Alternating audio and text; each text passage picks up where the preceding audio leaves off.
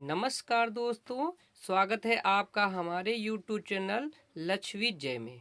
और आज आपके लिए लेके आए हैं बहुत ही महत्वपूर्ण क्वेश्चन जो कि आने वाले एग्जाम के लिए काफ़ी महत्वपूर्ण है। जो लोग पहली बार हमारे इस चैनल को देख रहे हैं वो लोग हमारे चैनल को सब्सक्राइब कर लें। तो शुरू करते हैं आज के 40 महत्वपूर्ण क्वेश्चनों की श्रृंखला को। पहला क्वेश्चन है, ईसा की 3री सदी से जब हूणों के आक्रमणों ने रोमन साम्राज्य को समाप्त कर दिया था, तो भारतीय व्यापारी आधिकारिक किस पर निर्भर रहते थे? आपके पास 4 ऑप्शन है। अफ्रीकी व्यापार पर, पश्चिमी यूरोपीय व्यापार पर, दक्षिण पूर्व एशियाई व्यापार पर, मध्य पूर्वी व्यापार पर। इस क्वेश्चन के लिए आपको मिलते हैं 5 सेकंड का समय।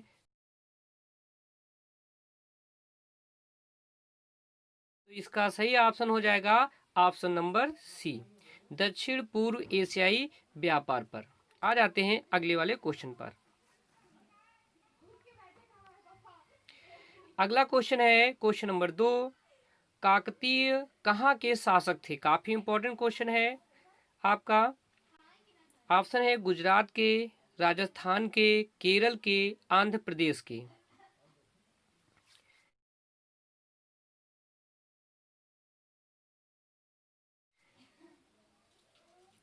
तो इसका सही ऑप्शन हो जाएगा option number D, Andhra Pradesh के।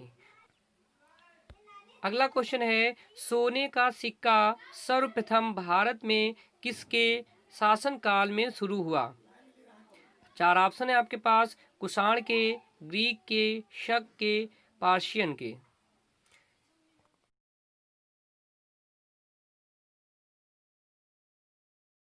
तो इसका सही ऑप्शन हो जाएगा ऑप्शन नंबर बी, ग्रीक के। ग्रीक शासकों के जो सोने के सिक्के थे उसकी एक ओर राजाओं की आकृति हुआ करती थी और दूसरी ओर किसी देवता की मूर्ति का पर चिन्ह बना होता था। फैज अहमद फैज का संबंध निम्नलिखित किस क्षेत्र से है? ऑप्शन है गायन से, वादन से, अभिनय से, साहित्य से।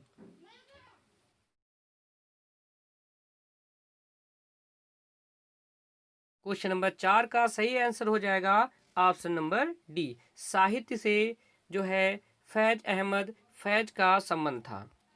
अगले क्वेश्चन पे आ जाते हैं।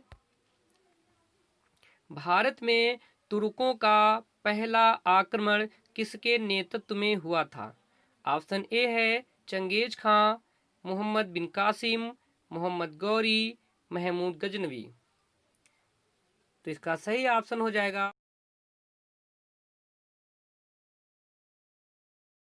Option number D, Mahmud Ghaznavi.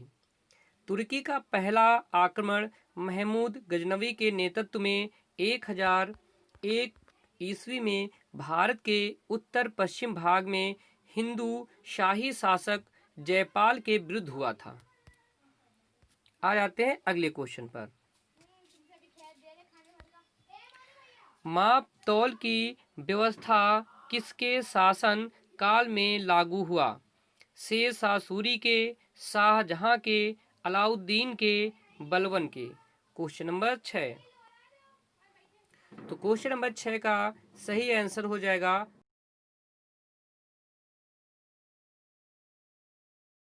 Option number ए, शेर शाह सूरी के समय जो है माप तौल की व्याख्या जो है शुरू हुई। क्वेश्चन नंबर 7 पे आ जाते हैं।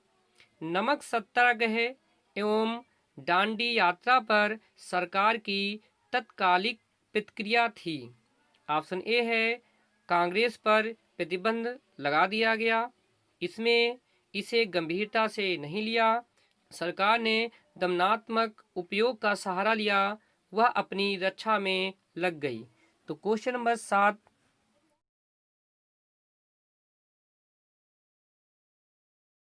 का सही ऑप्शन हो जाएगा ऑप्शन नंबर सी, सरकार ने दमनात्मक उपयोग का सहारा लिया।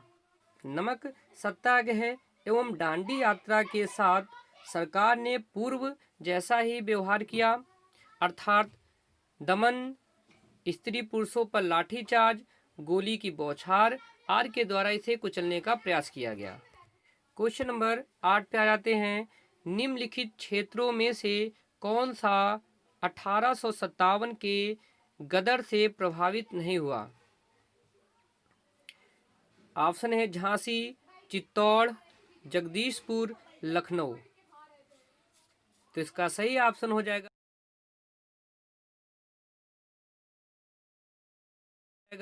Option number B, Chittor.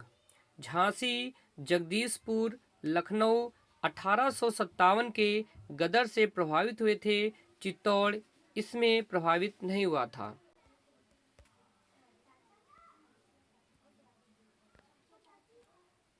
Question number 9 पे आ जाते हैं।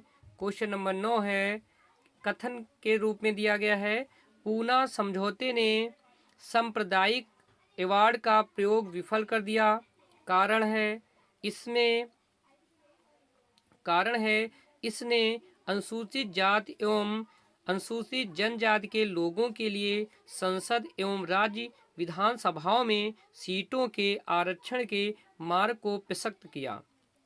ऑप्शन है ए, दोनों ए एवं आर सही हैं तथा आर ए का सही स्पष्टीकरण है।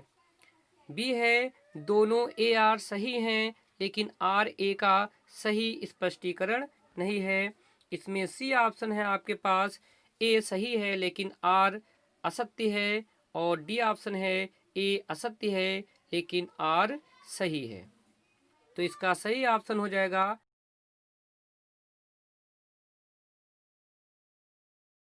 ऑप्शन नंबर ए। आपका ए एवं आर सही हैं तथा आर ए का सही स्पष्टीकरण है। 25 सितंबर 1932 को पूना समझौता हुआ। समझौते में दलित वर्ग के लिए स्थान आरक्षित किए गए, किंतु दलितों का पृथक निर्वाचन मंडल नहीं निर्मित किया गया था। क्वेश्चन नंबर 10, 100 संतों में से सबसे प्रसिद्ध व्यक्तियों की संख्या है 1, 2, 3 या 4। तो सही ऑप्शन हो जाएगा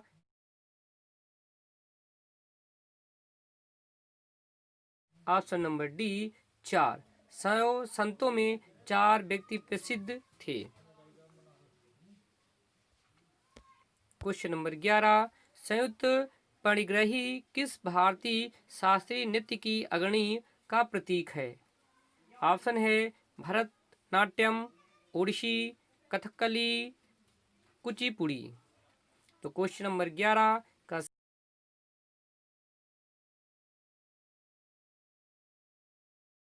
का सही ऑप्शन हो जाएगा option number B, Odissi.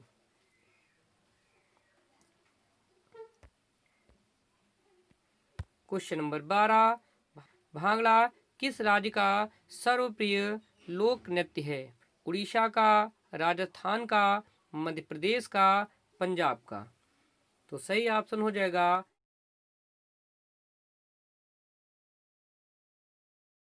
Option number D, Punjab का। पंजाब में जो है भांगड़ा के अलावा गिद्धा, डफ और धमान आदि लोकप्रिय नृत्य हैं। अगले क्वेश्चन पे आ जाते हैं। होमर किस भाषा का महानतम कवि था? ग्रीक, लैटिन, अंग्रेजी, स्पेनी। तो क्वेश्चन नंबर 13 का सही ऑप्शन हो जाएगा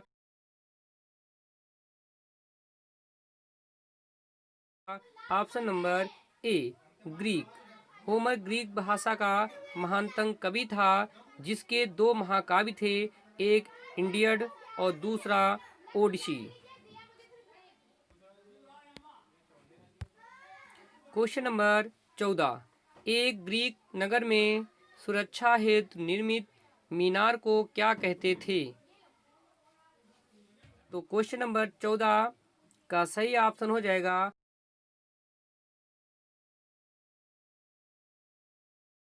ऑप्शन नंबर बी, एक्रोकैलिस। क्वेश्चन नंबर 15, जब भारत को आज़ादी मिली उस समय ब्रिटेन के प्रधानमंत्री कौन थे? क्लाइव, माउंटबेटन, चर्चिल, एटली। तो क्वेश्चन नंबर 15 का सही ऑप्शन हो जाएगा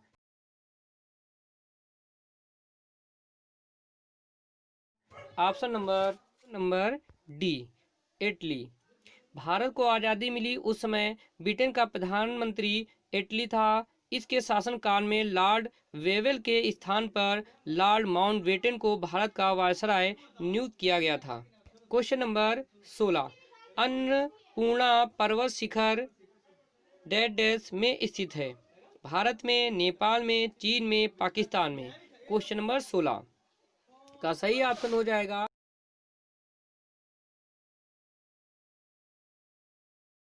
ऑप्शन नंबर बी, नेपाल में। अन्नपूर्णा शिखर की ऊंचाई 8,073 मीटर है। क्वेश्चन नंबर 17, गंडक किसकी सहायक नदी है? यमुना की, सिंध की, गोदावरी की, गंगा की। क्वेश्चन नंबर 17 का सही आंसर हो जाएगा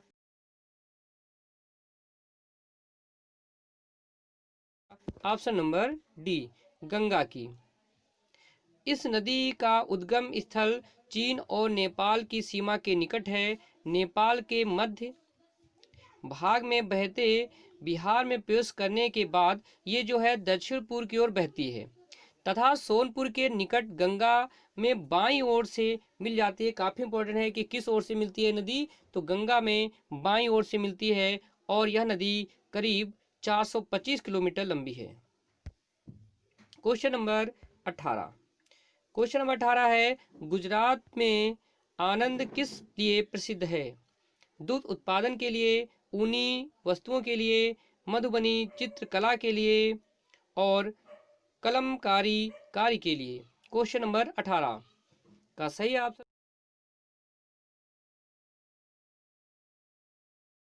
हो जाएगा ऑप्शन नंबर ए, दुग्ध उत्पादन के लिए। दुग्ध उत्पादन के लिए प्रसिद्ध अमूल कंपनी गुजरात के आनंद जिले में ही है।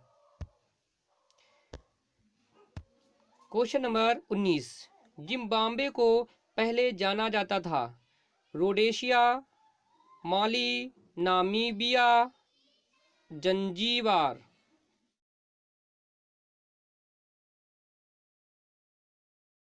19 का सही ऑप्शन हो जाएगा ऑप्शन नंबर ए, रोडेशिया। जिम्बाब्वे को पहले रोडेशिया के नाम से जाना जाता था, जिसका क्षेत्रफल करीब 390 वर्ग किलोमीटर है और इसकी राजधानी हरारे है। क्वेश्चन नंबर 20, निम्नलिखित युग्मों में से कौन सा सही है? Bonn, Danube, Baghdad, Tigris, Rome, Seine, Paris, Tiber. Question number 20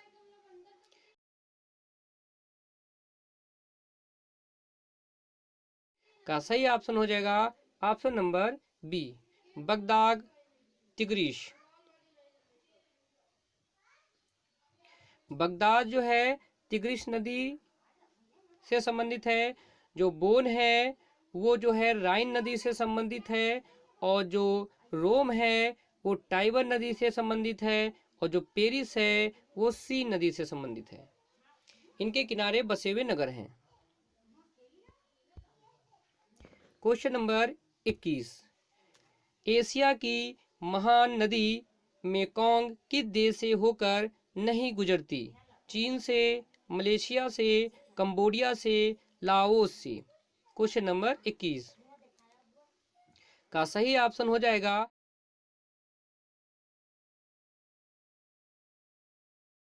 option number B, Malaysia से। जो एशिया की महान नदी मेकांग है वो मलेशिया से होकर नहीं गुजरती है। यह जो नदी है वो तिब्बत के पठार से निकलती है और चीन, लाओस, थाईलैंड, कंबोडिया, वियतनाम से होते हुए दक्षिण चीन सागर में जाके गिरती है और इसकी लंबाई लगभग 4023 किलोमीटर है। क्वेश्चन नंबर 22, चक्रवाती वर्षा अधिकतर किस प्रदेश में होती है? मैदानी क्षेत्र में, पहाड़ी क्षेत्र में, तटीय क्षेत्र में, ये सभी।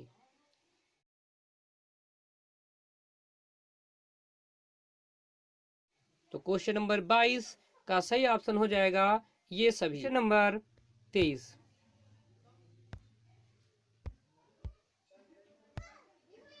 सदाबहार उष्णार्ध वन पाए जाते हैं।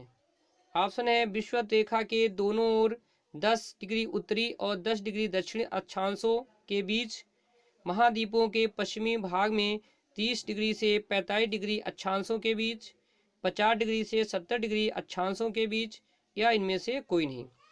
क्वेश्चन नंबर 23,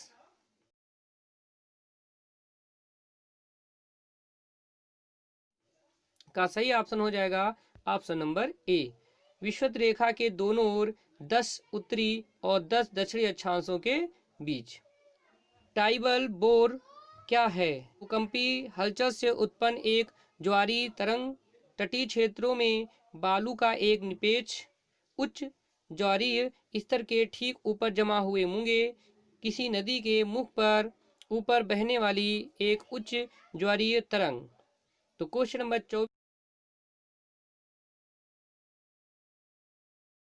24 का सही ऑप्शन हो जाएगा ऑप्शन नंबर डी, किसी नदी के मुख पर ऊपर बहने वाली एक उच्च स्तरीय तरंग। क्वेश्चन नंबर 25, वह निर्वाचक मंडल जो उपराष्ट्रपति का चुनाव करता है, राष्ट्रपति और मंत्रिमंडल, लोकसभा, राज्यसभा, लोकसभा और राज्यसभा। क्वेश्चन नंबर 25 का सही ऑप्शन हो जाएगा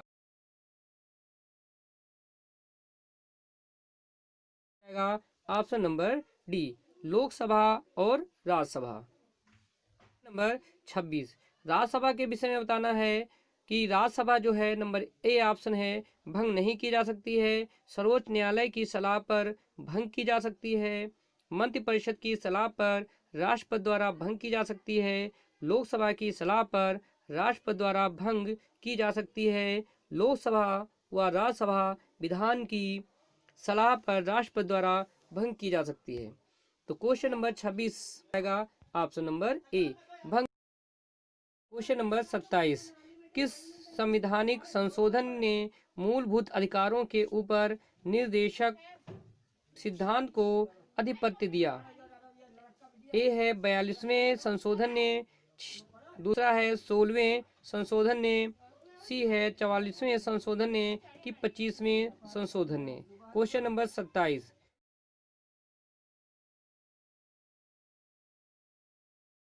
क्वेश्चन नंबर 27 का सही ऑप्शन हो जाएगा ऑप्शन नंबर ए, 42वें संशोधन ने। क्वेश्चन नंबर 28, विकासशील देश वह है जिसमें ए ऑप्शन है स्थिर मूल्यों पर बढ़ता हुआ जीएनपी, नंबर 2 है वर्तमान मूल्यों पर बढ़ता हुआ जीएनपी, या सी है स्थिर मूल्यों पर स्थिर जीएनपी, या उपरोक्त में से कोई नहीं। क्वेश्चन नंबर 28,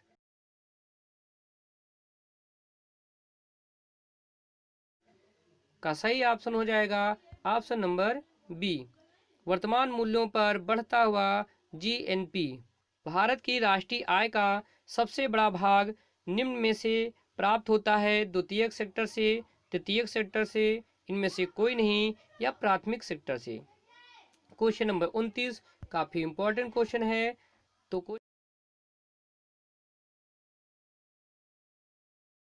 क्वेश्चन नंबर 29 का सही ऑप्शन हो जाएगा ऑप्शन नंबर बी, तृतीयक सेक्टर से।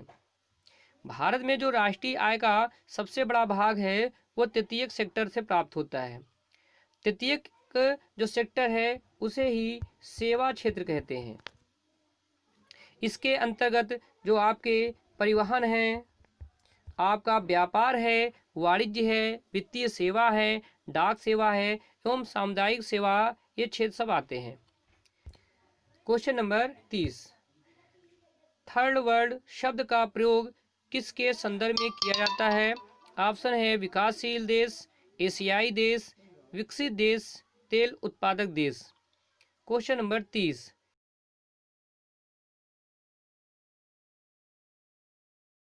का सही ऑप्शन हो जाएगा ऑप्शन नंबर ए, विकासशील देश।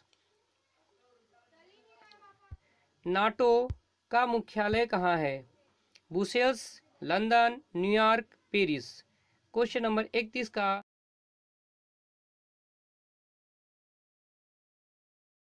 सही ऑप्शन हो जाएगा ऑप्शन नंबर ए, ब्रुसेल्स।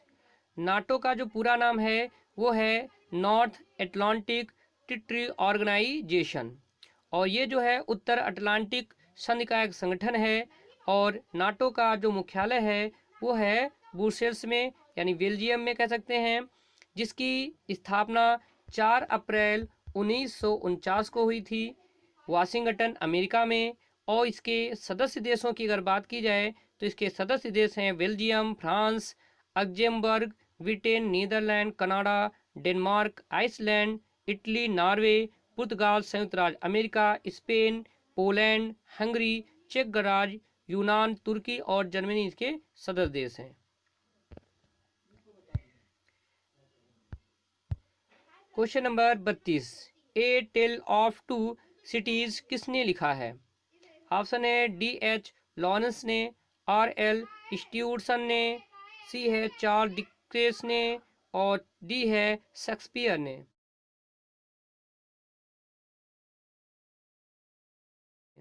तो क्वेश्चन नंबर 32 का सही ऑप्शन हो जाएगा option number C, Charles Dickens ने। Question number 33, long walk to freedom किसकी आत्मकथा है? मार्टिन यूथ किंग की, नेशनल मंडेला की, फेडल कैस्टी की, फारूक अब्दुल्ला की। तो क्वेश्चन नंबर 33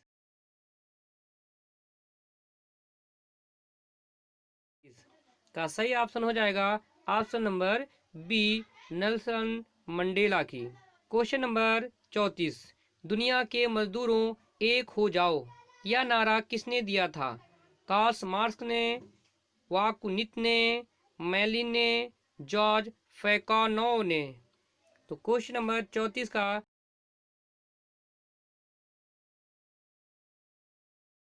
सही ऑप्शन हो जाएगा option number A, Karl Marx ने।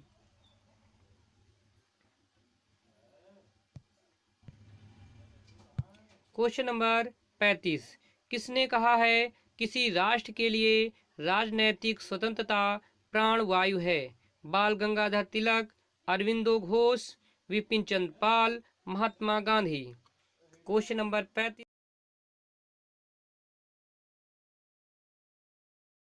का सही ऑप्शन हो जाएगा अरविंदो घोष ने कहा था। क्वेश्चन नंबर 36, ज्ञानपीठ पुरस्कार प्राप्त करने वाला प्रथम व्यक्ति कौन है? जी शंकर कुरूप, महादेवी वर्मा, रामधारी सिंह दिनकर, महाश्वेता देवी। तो क्वेश्चन नंबर 36 का सही ऑप्शन हो जाएगा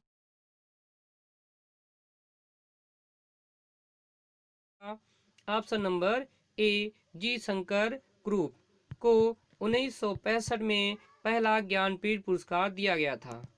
क्वेश्चन नंबर 37, किस अभिनेत्री डैश अभिनेता को पहला दादा साहब फाल्के पुरस्कार दिया गया था?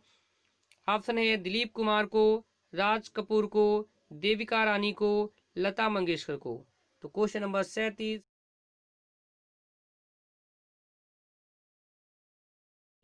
का सही ऑप्शन हो जाएगा ऑप्शन नंबर सी, देविका रानी को। काफी इंपॉर्टेंट क्वेश्चन है, कई बार एग्जामों में यह क्वेश्चन पूछा गया है।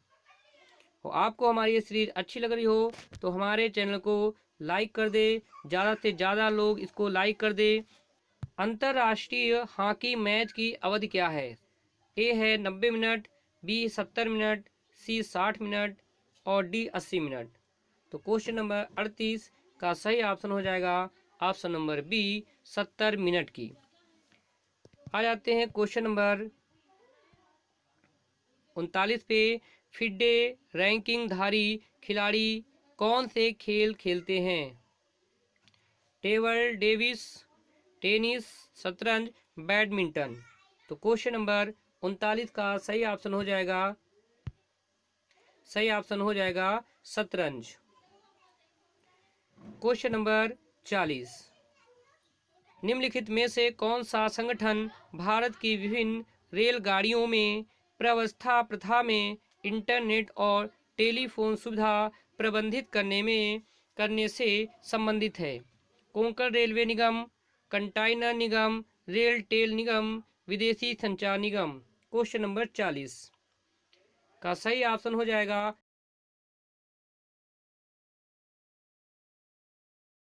सही ऑप्शन हो जाएगा option number C, RailTel निगम ने।